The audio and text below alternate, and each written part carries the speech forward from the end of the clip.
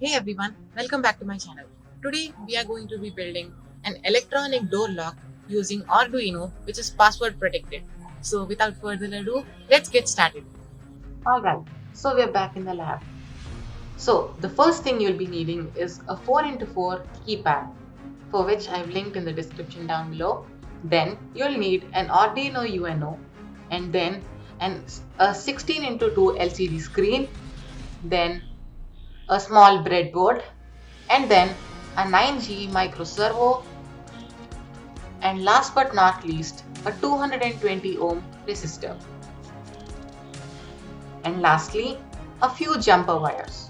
Now for the sake of this video I am using male to male jumper wires, however you can change according to your needs. For the sake of convenience I have soldered these pins onto the LCD screen, so let's get started. For demonstration purposes, I have made a cheat sheet which I link down in the description below, which lists all of the connections to be made. So, using that as a legend, let's start wiring the circuit. I'd like to take this opportunity to give you an important piece of advice. If you've done all of the wiring correctly and still for some inexplicable reason the circuit isn't working, it could be due to two reasons.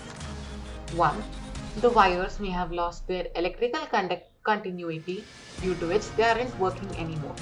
This will cause the other wires to short out and will make you lose a lot of jumper wires. Another possibility is that there are several loose connections in the circuit, due to which there is no electrical continuity. I had to learn this the hard way, where I had to take apart perfectly good circuits thinking that several of my wires were shorted, where in fact my circuit was functioning perfectly. So be careful on that.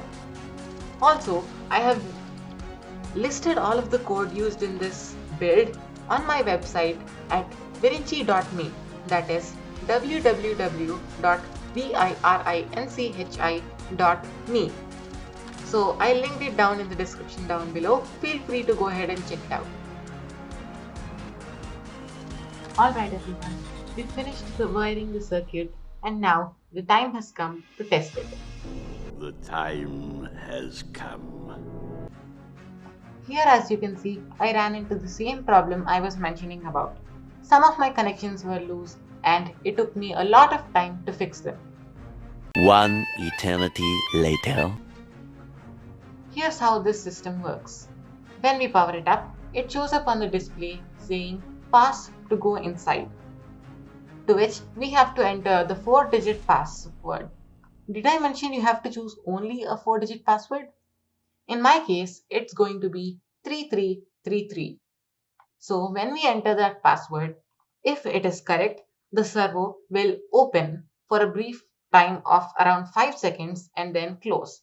The servo will be attached to the latch. So when the servo opens, the latch opens, and when it closes, the latch also closes. You can change the password to anything you want in the code. Now, you can improve this project one step further by adding the HC05 Bluetooth module, which allows you to control the lock from your phone.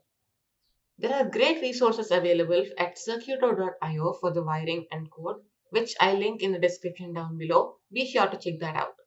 Till the next video, bye!